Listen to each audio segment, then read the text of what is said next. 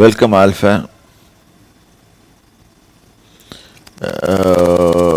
நாம் இத்தனை நாள் கர்த்தருடைய வார்த்தைக்கு செவி கொடுத்தல், கர்த்தருடைய வார்த்தையை படிக்குதல். First we read it, understand it and walk in his ways. இதனால் நம்மளுக்கு என்ன வரும் நன்மைகள், அதுதான் பார்த்துட்டு வரோம். இன்றைக்கு உபாகமம் 8ஆம் அதிகாரத்தை எடுத்து பேசுவோம். 1வது வசனம். நீங்கள் பிழைத்து பெருகி கர்த்தர் உங்கள் பிதாக்களுக்கு ஆணையிட்டு கொடுத்த தேசத்திலே பிரவேசித்து அதை சுதந்தரிக்கும்படி நான் இன்று உங்களுக்கு விதிக்கிற எல்லா கட்டளைகளின்படியும் செய்ய சாவதானமாய் இருப்பீர்களாக. சரி, திருப்பியும் அவர் என்ன சொல்றாரு? God is trying to insist. God is not trying to insist. He is insisting. You have to read. You have to obey me. You have to உன்னுடைய பெனிஃபிட்டுக்காக நீ நான் சொல்றபடி கேளு. ரெண்டாவது அவர் என்ன சொல்றாரு? சில சமயத்தில் நம்ம ஜெபம் பண்ண உடனே வராது, உடனே பதில் வராது. அப்போ ஏன் நம்ம புரிஞ்சுக்கணும்? அதுக்கு 2வது வசனம். உன் தேவனாகிய கர்த்தர் உன்னை சிறுமைப்படுத்தும்படிக்கும் தம்முடைய கட்டளைகளை நீ கை கொள்ளுவாயோ கை கொள்ள மாட்டாயோ என்று அவர் உன்னை சோதித்து உன் இருதயத்தில் உள்ளதை நீ அறியும்படிக்கு உன்னை இந்த 40 வருஷம் அளவும் வனாந்திரத்திலே நடத்தி வந்த எல்லா வழியையும் நினைப்பாயாக. ஒன்று நம்ம புரிஞ்சுக்கணும், கர்த்தர் நம்மளை நடத்த தொடங்கின போது நிச்சயமாக ஒரு கோல் வச்சுருப்பார். அந்த கோலுக்கு அந்த இது வரைக்கும் ஃபோக்கஸ்டாக கூட்டிகிட்டு போவார். அதில் இடர்கள் வரும், நின்னால்கள் வரும், பிரச்சனைகள் வரும். என்னென்னா we have to learn to walk with the things flow. அப்போ எல்லாத்துலேயும் நம்ம கூட தான் இருப்பார், நம்ம விட்டு கைவிட மாட்டார். அப்போ சில பேர் என்ன பண்ணுவாங்க, அந்த ப்ராப்ளம் வந்த உடனே சோர்ந்து போயிடுவாங்க. அதான் இங்கே போட்டிருக்கும், உன்னை சோதித்து உன் இருதயத்தில் உள்ளதே அறியும்படி. நம்ம இருதயத்தை எப்படி நம்ம அறிஞ்சு கொள்வோன்னா, when we are going in the valley, not on the mountain. There is a beautiful song which sings, God on the mountain, He is still God in the valley அப்படின்னு போடும். when we are high, நம்ம செழிச்சு உயரமாக இருக்கும் போதும் அவர் தான் கடவுள் தான். Same He is with us. when நம்ம டவுனில் போகும்போதும் வாழ்க்கையில் என்ன உண்மை என்னென்னா, கடல் அலைகளை பாருங்கள், அது ஒன்று இப்படி போகும், இப்படி இறங்கும், இப்படி இறங்கும், போகும், இப்படி இறங்கும், இப்படி. ஏன் waves are created? That is us. We have to, when we see a sea, the ocean பார்க்கும்போது, why it's like that? Similarly நம்ம வாழ்க்கையும் அப்படி தான் இருக்கும். ஆல் த டைம் போக மாட்டோம், மேலே போக மாட்டோம், கீழே இறங்குவோம், திருப்பியும் ஏறுவோம். திருப்பி ஏறுறது கொஞ்சம் அதிகமாக இருக்கும். அப்போ அவர் சோதித்து அறியும்படி உன்னை இந்த 40 வருஷமும் அந்த இஸ்ரேல் புத்திரர்களை வனாந்தரத்தில் நடத்தினார் என்று வாசிக்கிறோம்.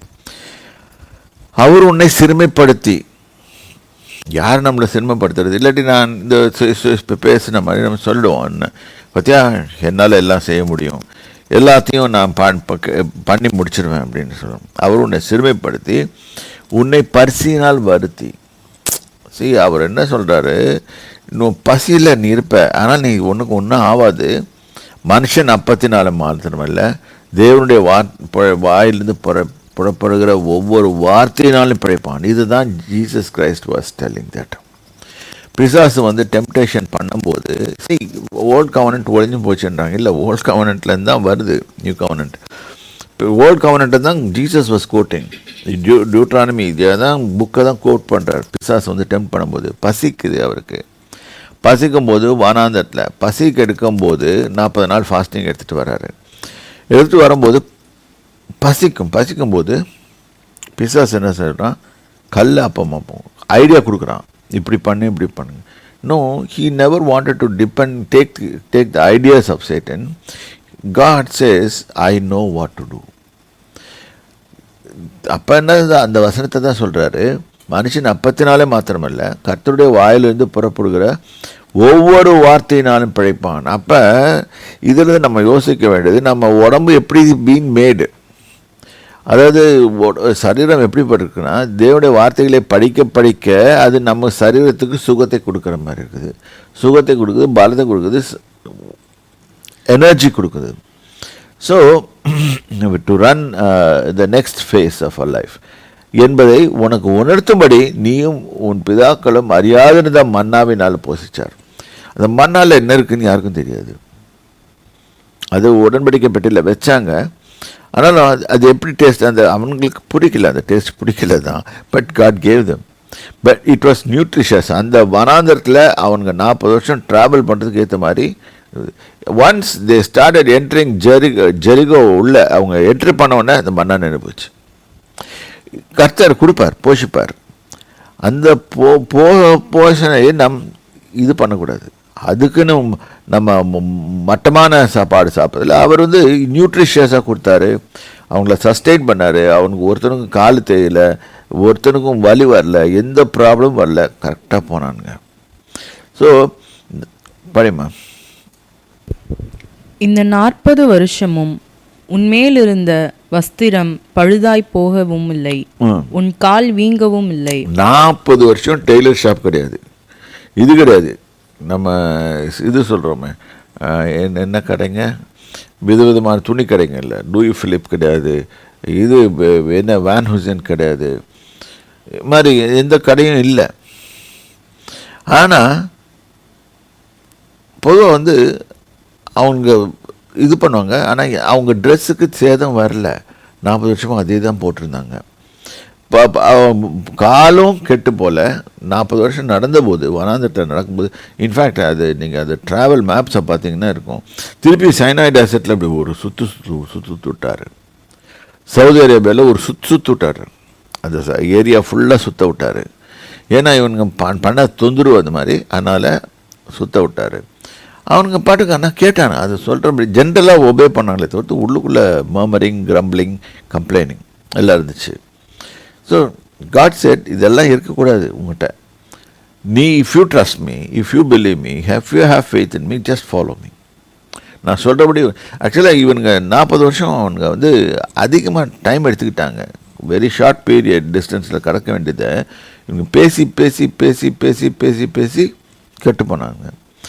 அதனால தான் இன்றைக்கி நல்லா போட்டிருக்கோம். நம்ம வாயினால் ஒரு வசனம் இருக்கும், நான் வாயினால் பாவம் செய்யாதபடிக்கு என் நாவை காத்துக்கொண்டேன் போட்டிருக்கோம். இப்போ கால் வீங்கவும் இல்லை, எல்லாம் இருக்கும். கர்த்தர் ஒரு படிமை, ஒருவன் தன் புத்திரனை சிட்சிக்கிறது போல உன் தேவனாகிய கர்த்தர் உன்னை சிட்சிக்கிறார் என்று நீ உன் இருதயத்தில் அறிந்து கொள்வாய். கர்த்தர் கண்டிப்பாக சிட்சிப்பார். ஏன் இங்கே அடி விழுகுதுன்னா, இங்கே அடி விழுந்துட்டா நம்ம வி ஆர் ஃபார்ச்சுனேட். ஏன்னா பெர்மனண்ட்டாக அடி வாங்க மாட்டோம். He will train us, shape us according to His will and take us. இல்லாட்டி என்ன பண்ணுவோம், அவர் பேச்சு கேட்கலன்னா திருப்பி சுற்றிக்கிட்டு அதே ஸ்டார்டிங் பாயிண்டில் தான் வருவோம். இந்த சார்ஜஸ் ஆஃப்னா இப்போ ஒரு தடவை தேவனுடைய சொல்லுக்கு கீழ்ப்படையிலன்னா அவர் திருப்பியும் அங்கே சுற்றி கித்தி ஓடுவோம். ஓடனோடனே திருப்பியும் அங்கே திருப்பி ஸ்டார்டிங் பாயிண்டில் விடுவார். we lose number of years. அப்புறம் பாட்டு பாடுவோம், வேஸ்டட் இயர்ஸ்ன்னு சொல்லிட்டு. No, this is what I learned from this thing. I was studying and doing the research. I found out, நீ என்ன தான் பண்ணாலும் திருப்பியும் கொண்டு தான் உனக்கு ஸ்டார்டிங் பாயிண்டில் தான் விடுவார். திருப்பியும் ஸ்டார்ட் பண்ணுவார். இதுக்கு இது எப்படி இருக்குன்னா, 1ஆம் கிளாஸில் படித்து முடிச்சுட்டு திருப்பியும் 10ஆம் கிளாஸ் படிக்கிற பையனை கொண்டு திருப்பி 1ஆம் கிளாஸில் சேர்த்து விட்டேன். அப்படி something like that. We couldn't understand, we couldn't grasp. அந்த 10ஆம் கிளாஸ் பாடத்தை பண்ணல. அப்போ டெஸ்ட் பண்ணி திருப்பியும் முதல்ல ஸ்டார்ட் பண்ணேன். சரி, அதுதான் கர்த்தர் இந்த நாள் தான் அவங்க அந்த ப்ராசஸ் போகிற நாள் தான்.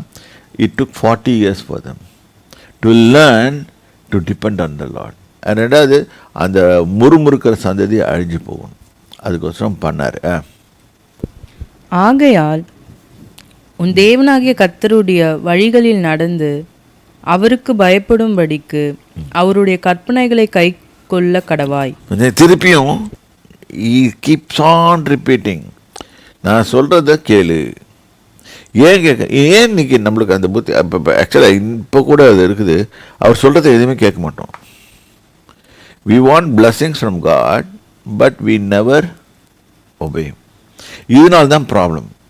இந்த ப்ராப்ளம்ஸ் வந்த உடனே நம்ம we fumble, crumble, we cry, we do lot of things, we try to bribe God also. ஏமாற்றி அழுது ஜோம் பண்ணி ஃபாஸ்டிங் போட்டு எலுமிச்சம்பழம் வச்சு மெழுகுவர்த்தி ஏற்றி இந்த ஸ்டண்ட் எல்லாம் விடுவோம். இதெல்லாமே அவர் ஒன்றும் பண்ணாது. பேசாமல் சொல்ல நீ சொல்லு, நீ சொல்கிறத செய் அப்படின்வார். இது பெஸ்ட் எக்ஸாம்பிள் எப்படின்னா கெட்ட குமாரன் இது கோஸ்டோரியில் ஆண்டவர் சொல்லுவார், போட்ட விட்டுடுவார். அவன் போய் உதகுதை வாங்கி எல்லா சைட்லையும் சுற்றிட்டு வந்த பிறகு திருப்பியும் சேர்த்துக்கிறார்.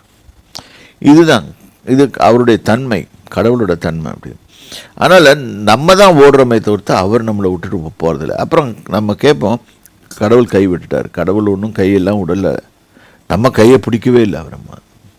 நம்ம அவர் கையை பிடிச்சோம்னா நம்ம விட்டுருவோம், அவர் நம்ம கையை பிடிச்சாருன்னா விட மாட்டார். சரி, இதை புரிஞ்சுக்கணும். ஆகையால் தேவனை வழக்கினது அவருக்கு பயப்படும்படியாக அவர் கற்பனைகளை கை கள்ள கடவாய். திஸ் இஸ் த ஏன் சாம் he keeps on telling, I am your creator, I know what your body can do, I know what you can eat, எல்லாமே எனக்கு தெரியும், ஆகவே நீ இப்படி செய். இப்போ ஒரு டாக்டர் சொல்கிறாரு, நம்ம டாக்டருக்கு செக்கப் போகிறோம். செக்கப் செக்கப் பண்ணிவிட்டு உனக்கு உடம்புல இந்த ப்ராப்ளம் இருக்குதுன்னு சொல்லிவிட்டு நீ இப்படி தான் நடக்கணும் ஒரு ப்ரிஸ்கிரிப்ஷன் சீட் எழுதி கொடுத்தோன்னே நம்ம என்ன செய்வோம், ஐயோன்னு உடனே சீரியஸாக ஃபாலோ பண்ணுவோம். ஆனால் முன்னாலே அது ப்ராப்ளமே வந்திருக்காதபடி கற்றுட்ட போயிருந்தால் வந்திருக்கலாம். ஆனால் அது புரியாது. ரெண்டாவது இங்கே பாருங்கள், தேவனாகிய கர்த்தர் உன்னை நல்ல தேசத்தில் பிரவேசிக்க பண்ண. இதை நல்லா கெட்டிமா பிடிச்சிக்கோங்க. கர்த்தர் நமக்கு நல்லது தான் சேவிக்கிறார். ஒவ்வொரு மனுஷனுக்கு ஒரு மாதிரி, எல்லா மனுஷனுக்கும் ஒரே மாதிரி கொடுக்க மாட்டார். இப்போ ஒருத்தனுக்கு எல்லாரையும் டாக்டராக்கி விட்டாருன்னா என்ன பண்ணுறது? பேஷண்ட்டுங்க. இல்லாட்டி எல்லாரையும் பேங்கர் ஆகிட்டா யாரு காசு போடுவா? இல்லை, எல்லாரையும் கொண்டு போய் ஐஏஎஸ் ஐபிஎஸ் உலகத்தில் நம்ம இதில் அப்படிலாம் செய்ய முடியாது. ஒவ்வொருத்தருக்கும் ஒவ்வொருத்தரை பாஸ்டர் ஆக்குவார், ஒருத்தனை பிரசங்கியார் ஆக்குவார், ஒருத்தனை இவனை இது பண்ணுவார். அது மாதிரி டிஃப்ரெண்ட் ஒருத்தனை பிஸ்னஸ்காரனை ஆக்குவார். ஸோ இதெல்லாம் இருக்கும். அவன் பாட்டுக்கு நிறைய பேருக்கு வேலை கொடுத்துட்ருப்பான். இப்போ நல்லா இப்போ புரிஞ்சுக்கோங்க. அப்போ கர்த்தர் நம்ம ஒவ்வொருத்தரையும் அவன் நினச்சிக்க வேண்டியது, கர்த்தர் நம்மளை நல்ல தேசத்தில் பிரவேசிக்கணும், என்னோட இருக்கிறார், அதனால் அவர் என்னோட இருந்தால் நன்மை தான் செய்கிறார். இயேசு கிறிஸ்து நன்மை செய்கிறவராக சுற்றி சேர்ந்தார்.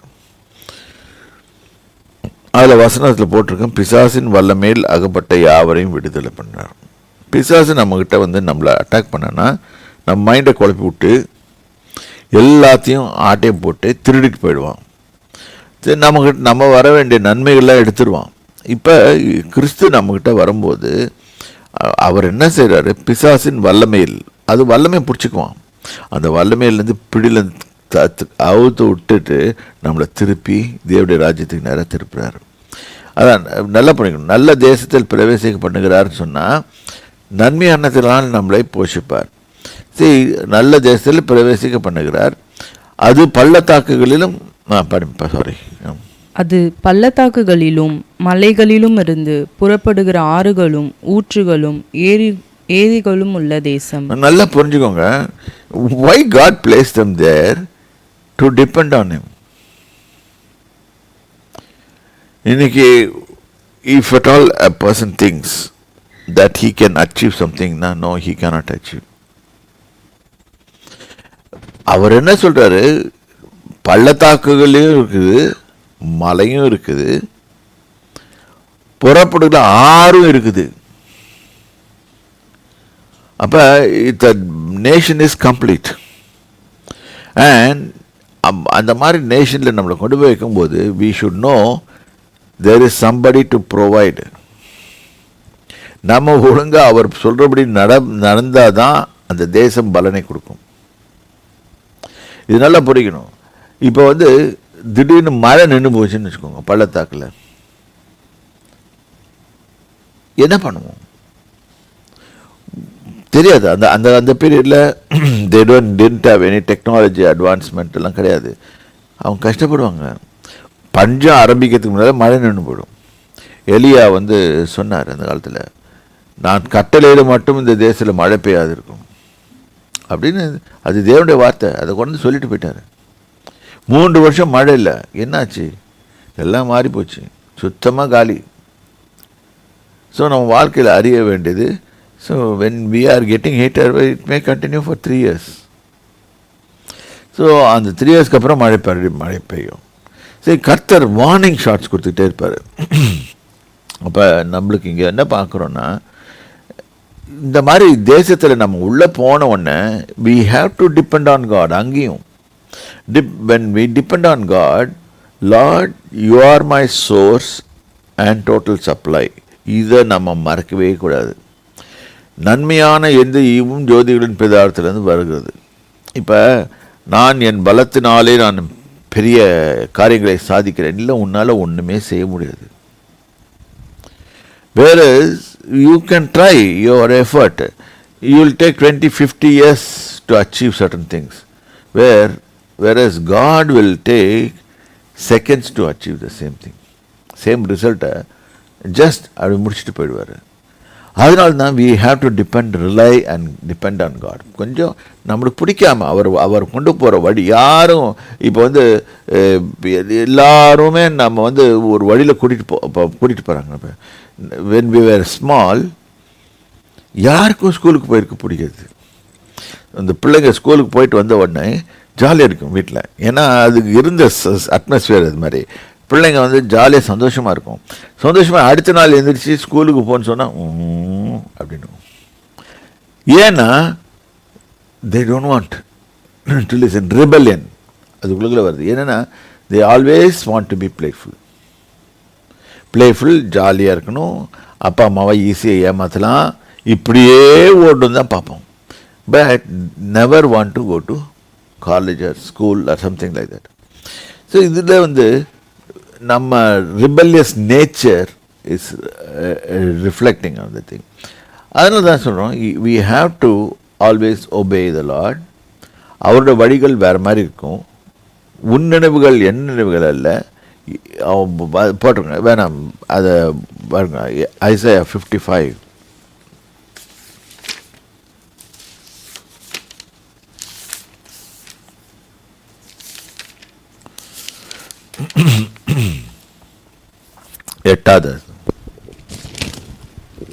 எட்டாவது வசனம்.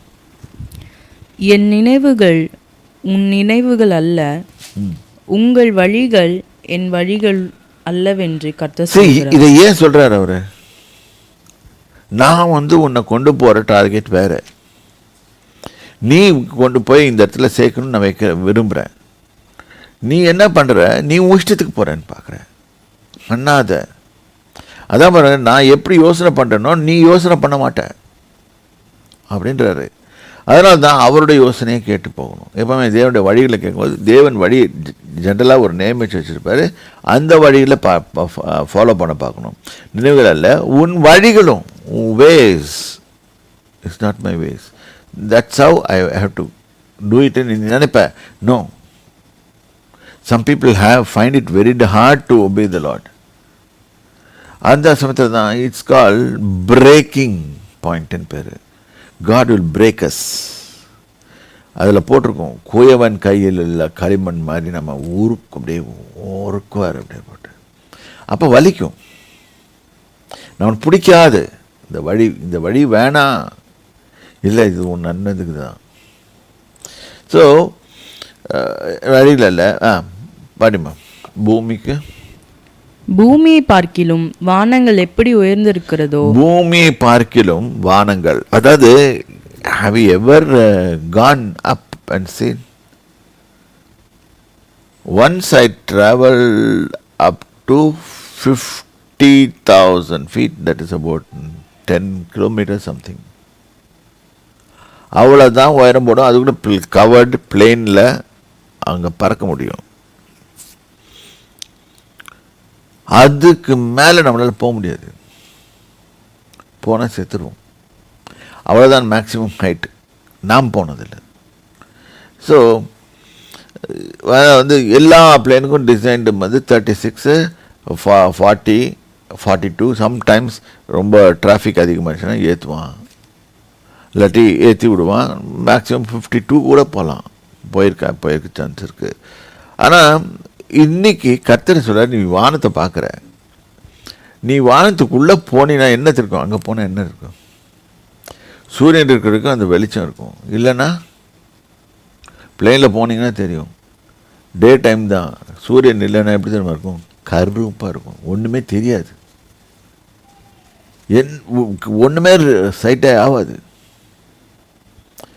ஆனால் எப்படியோ போய் சேருவோம். தட் இஸ் அது நம்மளுக்கு தெரியுது. இன்றைக்கி வானம் எங்கே இருக்குது? இங்கே பார்க்கறதுக்கு வெளிச்சத்தில் டே டைமில் பார்க்கும்போது இட்ஸ் பியூட்டிஃபுல். அண்ட் அவ்வளோ உயரம் போயிட்டு millions and millions and millions of light years உங்களுக்கு கால்குலேட் பண்ண தெரிஞ்சுக்கணுச்சுன்னா, ஒரு light travels at the speed of 1,76,000 kilometers per hour per second. ஒரு செகண்டில் 1,76,000 kilometers போகுது. அப்போ அந்த செகண்டை மினிட்டை கன்வெர்ட் பண்ணி, அந்த மினிட்டை அவராக கன்வெர்ட் பண்ணி, அந்த அவரை மந்தாக கவர் பண்ணி, அந்த டேயை கன்வெர்ட் பண்ணி, டேயை மந்தாக கன்வெர்ட் பண்ணி, மந்த்தை வந்து இயராக கன்வெர்ட் பண்ணி, அதை வந்து போட்டால் தான் அதுதான் that's called a light year. நம்ம கம்ப்யூட்டர்ஸில் பிடிக்க முடியாது. 1,86,000 miles. இப்போ என்னன்னு கேட்டிங்கன்னா, இது வந்து இவ்வளோ ஸ்பீடில் போனால் இது வந்து light travels at the speed.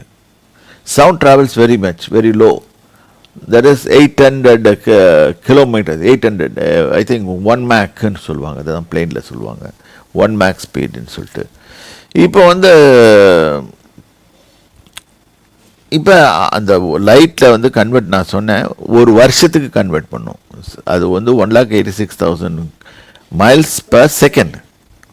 அந்த செகண்டை மினிட்டாக மாற்றி, மினிட்டை அவராக மாற்றி, அவரை டேயாக மாற்றி, டேயை மந்தாக மாற்றி, மந்த்தை வந்து இயராக மாற்றி, அது ஒரு வருஷம். ஆனால் அவருடைய இருதயம் எவ்வளோ பெருசு? Millions of light years. அவ்வளோ உயரத்தில் இருக்குது வானம். இப்போ ஒரு நட்சத்திரத்தை போய் பிடிக்க முடியுமா? It's possible. நம்ம இமேஜினேஷனே பண்ண முடியாது. யோபு புக்கில் எடுத்து பார்த்தீங்கன்னா உங்களுக்கு நல்லா தெரியும் அவர் எப்படி கிரியேட் பண்ணியிருக்காருன்னு சொல்லிட்டு. அவர் அதான் சொல்கிறார், உன் நினைவு வந்து அவ்வளோ கீழே இருக்குது, நீ அங்கே பார்க்கறது தான் நீ நம்புகிற, உனக்கு அதே புரியல. இப்போ சமுத்திரத்துக்கு அடியில் என்ன இருக்குதுன்னு தெரியுமா உங்களுக்கு? இங்கே நமக்கு கீழே கன்னியாகுமரி கீழே இந்தியன் ஓஷன் இருக்குது. இந்த சைடில் பெங்காலில் இது இருக்குது. அது அந்த சைடில் அரேபியன் சி இருக்குது. இந்த சைடு பே ஆஃப் பெங்கால் இருக்குது. அந்த சைடில் ரொம்ப தாண்டி போனால் பசிபிக் ஓஷன் இருக்குது. இந்த சைடில் அட்லாண்டிக் ஓஷன் இருக்குது. உள்ள டெப்த்தை போய் பார்த்துருக்கோம்மா. ஒரே இடத்துல மெஷர் பண்ணியிருக்காங்க. சேலஞ்சர்னு ஒரு இடம் பசிபிக் ஓஷனில், மணிலா பிலிப்பைன்ஸ் பக்கத்தில். அந்த இடத்துல மரியானா ட்ரென்ச்சுன்னு இருக்குது. அங்கே போய் அவங்க அளந்தது 38,000 அடி ஆழம். அது கண்டுபிடிச்சது. ஆனால் அவங்களுக்கு சொல்லிட்டாங்க, இன்னும் எங்களுக்கு தெரில. அது 38,000 அடி ஆழம் போகிறதுக்கே அவங்களுக்கு முடியல.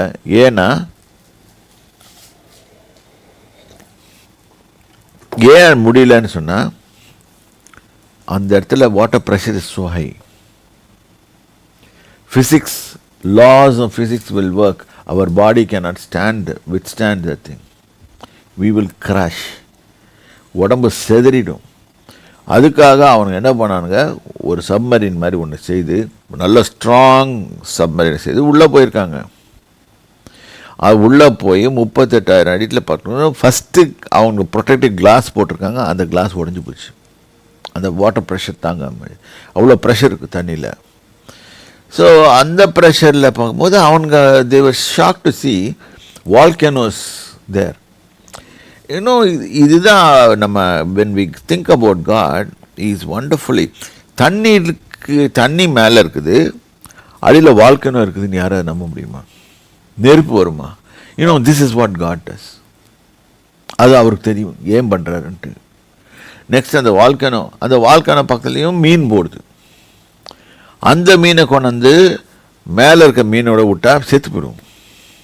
மேலே இருக்க மீனை கொண்டு போய் கீழே 38,000 அடி ஆழத்தில் விட்டா அது செத்து போயிடும். எல்லாத்துலேயும் ஒவ்வொரு இது அவர் கால்குலேட் பண்ணி வச்சுருக்காரு. அதனால தான் சொல்கிறோம், நம்ம ஃபிசிக்ஸ் எல்லாம் மேட்ச் ஆகாது. அவருடைய கால்குலேஷன்ஸே வேறு. இன்றைக்கி I was reading 39 of Ezekiel, 38 of Ezekiel. அப்போ சொல்கிறார், மாகோக், தட் இஸ் நார்த்தில் இருக்கிற கண்ட்ரிஸை கொண்டு வந்து இஸ்ரேல் மலையில் வச்சு உன் மேலே சல்ஃபரை ஊற்றுவேன்றார். சல்ஃபர்னா என்னது? எரியும், உன்னை அழிப்பேன்றார். அது அவருக்கு தான் தெரியும். எந்த மாதிரி சல்ஃபர் யாருக்கும் கண்டுபிடிச்சதில்லை. அது அவருக்கு தெரியும், சோதோம் குமார மக்களுக்கு தெரியும். ஸோ இதுக்கு அதான் சொல்கிறார், நம்ம வழிகள் அவருக்கு வழியில் அல்ல. அவர் நினைவுகளும் நம்ம யோசனை பண்ண மாட்டோம். நம்ம நினைப்போம் ஆண்டவர் இப்படி போவார், இப்படி கொண்டு போயிடுவார், இப்படி கொண்டு போயிடுவார். ஒரு வாலிப பையனை கேட்டால் அவன் என்ன செய்வான்? ஒரு பண்ணை பார்ப்பான். சின்ன யாரையும் குறிப்பிட்றேன்னு நினைக்குவேன்னா, ஜென்ரலாக நடக்கிறத பார்க்குறேன். உடனே அவன் மனசில் என்ன இருக்கும்? இதான் நம்ம ஆள்டான்னு நினைப்பான். உடனே என்ன பண்ணுவான்? சும்மா இருக்கா ஒரு லவ் லெட்டர் எழுதும். லவ் லெட்டர் எழுதி அந்த பொண்ணுகிட்ட கொடுப்பான். கொஞ்ச நாள் ஓடும்.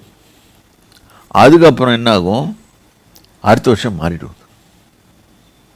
இப்போ அந்த பொண்ணு அவன் கண்ணுக்கு அழகாக தெரிய மாட்டான், வேறு மாதிரி தெரியுவா. இது எல்லா இளைஞர்களுக்கும் வர்றது உண்டு, எனக்கும் வந்துருக்குது. இன்ஃபேக்ட் நான் அது சொல்ல விரும்பல, எல்லாருக்கும் வரும். ஆனால் அவன் செட்டில் ஆகிற வயசு என்ன? இல்லை 24 இல்லை, 27 தான் எனக்கு தெரிஞ்ச வரைக்கும் சூட்டபிள் ஏஜ். அப்போ தான் அவன் ரியலைஸ் பண்ணுவான் அவன் யாருண்டு. மேன் அப்படின்னு சொன்னால் என்ன அர்த்தம் தெரியுமா? Man is supposed to become a father. ஃபாதர்னா யாருக்கு குவாலிஃபிகேஷன் வரும் தெரியுமா? God says it's equivalent to him. ஆனால் தான் நம்ம யாருமே இன்னும் ஃபுல்லாக மனுஷங்கள ஆகல, மேன் ஆகல. ஏன்னா father, he has to father children. இந்த பிள்ளைங்களை எப்படி வளர்க்கணும், என்ன பண்ணணும். Not only that, God has given him a mate, woman. அந்த எப்படி அந்த அந்த பெண்ணை வழி நடத்தி கொண்டு போகணும், இது மாறி உள்ளதான் மனுஷன். இப்போ இருக்கிறலாம் மிருகங்கள், மனுஷ மிருகங்கள். அது எனக்கு தெரியல, அவங்க இஷ்டத்துக்கு நடக்குது. No, but God says become like me. இதுதான் இன்னைக்கு ப்ராப்ளம். அதான் அவர் சொல்கிறாரு, என்ன மாதிரி நீ யோசிக்க முடியாதுடா. உனக்கு இருக்கிறது இவ்வளோ தான் மூளை, உன் தாட்ஸு உன் இருதயத்தில் இருக்கிறது இவ்வளோ தான். இப்போ if somebody comes and tells you I know everything in the world, அவனா மாதிரி முட்டாளே ஒன்றுமே இருக்க முடியாது. nobody is perfect. எல்லாருக்கும் தெரிய முடியாது, எல்லா சப்ஜெக்டும் புரிய முடியாது. சும்மா கொஞ்ச நேரம் இது படிப்போம், ஹார்வர்டில் படித்தனால அவன் ராஜா இல்லை, MITயில் படித்தனால அவன் பெரிய கிரேட்டர்னு கிடையாது. கர்த்தருடைய நாலேஜில் போகிறானே அவன் கிரேட்டு. ஏன்னா அவன் என்ன செய்கிறோன்னு தெரியாது, அவர் சொல்கிறத செய்துட்டு போயிடுவான். ஆனால் அவனுக்கு யோசனை பண்ண மாட்டான். அதனால தான் he operates in faith and he is successful. அதான் இங்கே போட்டிருக்கோம், பூமியை பார்க்கலும் வானங்கள் எப்படி உயர்ந்திருக்கிறதோ அப்படியே உங்கள் வழிகளும் என் வழிகளும் உங்கள் நினைவுகளும் பார்க்கலும் என் நினைவுகளும் உயர்ந்திருக்கிறது. நம்ம கீழே தான் இருக்கிறோம், அவர் எங்கேயோ இருக்கிறாரு. ஆனால் அவர் என்ன சொல்கிறாரு? நான் உனக்கு நன்மையானதை தான் செய்வேன்றாரு. சரி, அடுத்தது படிமா. மாரியும் உறைந்த மழையும் வானத்திலிருந்து இறங்கி அவ்விடத்திற்கு திரும்பாமல் பூமியை நினைத்து அதில் முளை கிளம்பி விளையும்படி செய்து விதைக்கிறவனுக்கு விதையையும் புசிக்கிறவனுக்கு ஆகாரத்தையும் கொடுக்கிறது எப்படியோ அப்படியே என் வாயிலிருந்து புறப்படும் வசனமும் இருக்கும். இப்போ புரிஞ்சிச்சா? why we have to depend on the word of God? Because it will not fail. It will give result. உடனே வராது. போட்ட உடனே ஒரு உள்ள செடி உள்ளே போன உடனே, விதை உள்ளே போன உடனே அது வளர்ந்து அதுக்கு விசுவாசம் என்ற நீரை நீ பாய்ச்சி பாய்ச்சி பாய்ச்சி அதை வளர வச்சு அது பெருசாகி அது பெரிய கனிகளை கொடுக்கும். அப்போ நீ ஈல்ட் ரிசல்ட்ஸ், நீ அந்த ரிசல்ட்டை பார்த்து சந்தோஷப்படுவ. நீயே பாரு, ஒரு செடியை வச்சுட்டு அந்த செடி வருதா நீ பார்த்துட்டு இருப்ப. சில பேர் என்ன பண்ணுவாங்க, நோண்டி நோண்டி பார்ப்பாங்க வருதான்னு, அதில் தான் ஃபெயில் ஆகிடும். சரி, அப்படி இல்லை, விட்டுடு. ஃபெய்த்னா என்னது? live it to the Lord God. He knows. பூமிக்கு தெரியும் அது எப்படி கொண்டாடணும்னு சொல்லிட்டு. அது மாதிரி தான் டிசைன் பண்ணியிருக்காரு பூமியை. எது போட்டினாலும் அது கொண்டாந்துடும். ரெண்டாவது, பூமி மேலே எது அழுக்க போட்டால் கூட க்ளீன் பண்ணிடும். அது க்ளீன் பண்ணுறதுக்கு இப்போ ஆக்சுவலாக ஃபாரஸ்ட்டில் ஒரு மிருகத்தை அடித்து கொண்டுடுது, ஒரு சிங்கமோ ஏதோ ஒன்று அடித்து கொஞ்சம் தின்னுட்டு போயிடும். அதை க்ளீன் பண்ணுறதுக்குன்னு கர்த்தர் ஹைனாஸ் அனுப்புவார், இது அனுப்புவார், இது பண்ணுப்பார். கொஞ்ச நேரத்தில் ஒன்றுமே இல்லாமல் போயிடும், வெறும் க்ளீன் ஸ்டெரைல் லேண்ட் ஆகிடும். அதனால் அந்த இடத்துல எது போடணும்னு தெரியும், போட்டால் எப்படி வளரும்னு அவருக்கு தெரியும், நம்மளுக்கு தெரியாது. When we are thinking about God and His ways, this is how we have to measure. அப்படியே அது ரிசல்ட்டை கொடுக்கும். நிச்சயமாக வசனத்தை ஃபாலோ பண்ணும்போது it will yield results. that is, என் வாயில் இந்த புறப்படுகிற வசனம் இருக்கும், அது வெறுமையாக என் இடத்தில் திரும்பி வராது. கேரண்டி பண்ணுறாரு. God guarantees certain things. அவருடைய வசனம் போய் அது கிரியேட் செய்து ரிசல்ட்டை கொண்டாடுறோம். ஆனால் இதுக்கு ஒரு சின்ன அடிஷன் இருக்குது, உன்னுடைய ஃபெய்த்தை கூட வைக்கணும். அதை நம்பணும், இது நிச்சயமாக எனக்கு ரிசல்ட் கொடுக்கும் அப்படின்னு நம்பணும். அப்போ விரும்புகிறதை செய்து அது நான் அனுப்பின காரியமாகும்படி செய்யும். அவர் என்ன வேலைக்கு அனுப்பிச்சாரோ அதுதான் செய்யும். மழை அப்படி பெய்யுது, நீங்கள் திரும்பி சைடில் அப்படி அடிக்க வைக்க முடியுமா? முடியாது. ஏன்னா நான் ஆட்டோமேட்டிக்காக நீ உள்ளே போயிடுவேன் மழை பெய்யும்போது. இப்போ நிறைய ட்ரைனேஜ் எல்லாம் செய்கிறாங்க, எல்லாம் பண்ணுறாங்க. பட் அகெயின் என்ன பண்ணி அவங்க மழையை நிறுத்த முடியுதா? இல்லை தண்ணி சேராமல் இருக்க முடியுதா? என்ன தான் எவ்வளோ பெரிய கண்ட்ரி இருந்தாலும் சரி, ஈவன் இன் அமெரிக்கா ஒரு கண்டினியூஸாக பயங்கரமாக பயந்துச்சுன்னா ஓரளவுக்கு ஒரு 10, 15, 20 நிமிஷத்துக்கு நிற்கிது தண்ணி. அது எல்லாம் அப்புறம் 20 நிமிஷம் காண போயிடும். சரி, அது ட்ரைனேஜ் சிஸ்டம் அவன் உருவாக்கியிருக்கான். ஏன்னா அது உருவாக்குறதுக்கு ஞானத்தை கொடுத்தவர் கர்த்தர். ஆனால் மனுஷனுக்கு அவ்வளோதான் செய்ய முடியும், ஃபுல்லாக அதை நிறுத்த முடியாது. அவர் கொட்டிக்கிட்டே கொட்ட வச்சிருவார். ஸோ அவர் வசனங்கள் இது கிரியை செய்யுன்றதுக்கு இருக்கு. அடுத்தது, நீங்கள் மகிழ்ச்சியாய் புறப்பட்டு சமாதானமாய் கொண்டு போகப்படுவீர்கள் அப்படின்னா என்ன அர்த்தம்? somebody is taking you, that somebody is God. உன்னால் ஒன்றும் செய்ய முடியாது. உன்னோட வேலை என்ன? நான் உனக்கு பூமியில் அனுப்பின என் நோக்கத்தை நிறைவேற்றுவது தான் உன் வேலை. அதான் இயேசு சொல்கிறாரு, என்னை அனுப்பின பிதாவின் சித்தத்தை செய்வதுதான் எனக்கு வேலையாக இருக்குது, ஏன்னா சாப்பாடாக இருக்குதுன்றாரு.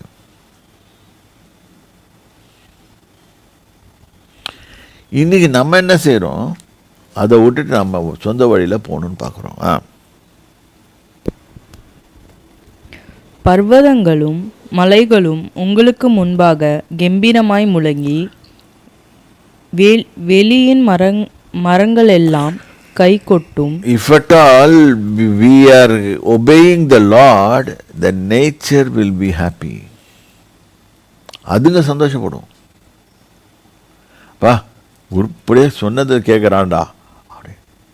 இன்னைக்கு தேவனாகி கர்த்தருடைய வார்த்தையை மீறுறது யார் தெரியுமா? மனுஷன். ஒரு சிங்கத்துக்கு கட்டளையிட்டு இப்படி செய்யுன்னு சொன்னால் அது கரெக்டாக செய்திடும்.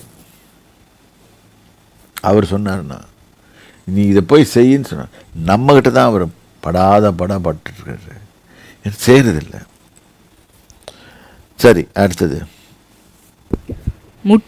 முட்செடிக்கு பதிலாக அதாவது நம்ம வைக்கிற முட்செடிக்கு பதிலாக தேவதாரு விருட்சங்கள் வரும். அதாவது காஞ்சரி, இது முள்ளு. நம்ம வச்சா முள்ளு, அவர் கொடுத்தா பியூட்டிஃபுல் ஃப்ரூட்ஸ். காஞ்சரிக்கு பதிலாக மிருதஞ்செடி எழும்பும், அது கர்த்தருக்கு கீர்த்தியாகவும் நிர்மூலமாகாத நித்திய அடையாளமாகவும். நித்திய அடையாளம். See, if you follow the instructions of the Lord God, this is what will happen. அப்போ நம்ம என்ன செய்யணும்னு கேட்டால், உருப்படியாக வேதத்தை இருதயத்தில் வச்சுட்டு அதை படிச்சுட்டு உள்ளே பண்ணிவிட்டு அதுக்கேற்ற மாதிரி நடந்தோம்னாலே ஆட்டோமேட்டிக்காக எல்லாமே வரும். நேற்று ஒரு ஆள் என்கிட்ட வந்து தலையில் வயலையும் அடிச்சுக்கிட்டு போச்சு. நான் சொன்னேன், ஸ்வீடன் போவாத, நீ அமெரிக்காவுக்கு போகிற வழியை பாரு. இல்லை, நான் போவேன், எனக்கு தெரியும், எல்லாம் தெரியும் அப்படின்னு போச்சு. என்னாச்சு? ஸ்வீடனில் போய் தோத்தாச்சு. யாரோ எல்லாம் போன அத்தனை பேரும் தோத்தாச்சு. அப்புறம் ஐஃபில் டவர்லேருந்து ஃபோட்டோ எடுத்து எங்களை பேர் பேர்த்து தான் அது காமிக்குது. ஃபோட்டோ எடுத்துட்டு காத்துட்டு நேற்று வந்து காக்குது, எல்லாமே போச்சு. இப்போ அமெரிக்காவில் விசா எக்ஸ்பயர்டு, திருப்பியும் உள்ளே போக முடியாது. திருப்பி H1B எப்போ கொடுக்குறான்னு தெரியாது. அதெல்லாம் வந்துடும். எவன் சொல்கிறான் உன்னை ஏமாற்றிட்டு இருக்கிறான். இப்போ ட்ரம்ப் வந்துருக்காரு, வருமா அவனுக்கு? அன்றைக்கே போயிருக்கலாம்ல. See, இப்படி தான் we plan lot of things. அப்புறம் அழுது, எனக்காக ஜெபம் பண்ண மாட்டீங்களா? நாங்கள் ஜெபம் பண்ணுறதுனால உங்களுக்கு வரதா இருந்தால் எப்போவோ எல்லாமே வந்துடும். கர்த்தர் நாங்கள் ஜெபம் பண்ணுவோம், நீ கீழ்ப்படிவே, சொல்கிறத செய்வார், தென் இட் will happen. இதை விட்டுட்டு நீயா ஒரு திட்டத்தை போட்டுட்டு ஒரு பிளானிங், ஒரு பிளாட்டிங், ஒரு ட்விஸ்டிங் அண்ட் டேர்னிங் இதெல்லாம் பண்ணிட்டு போனால் எப்படி முடியணும்? அது உனக்குன்னு நியமிச்சிருக்க ஆசாரியனாக என்னுடைய எண்ணத்தையும் சொல்லியும் கேட்காம நீ இஷ்டத்துக்கு நடந்தினா இப்படி தான் ஃபெயிலியர் வரும்.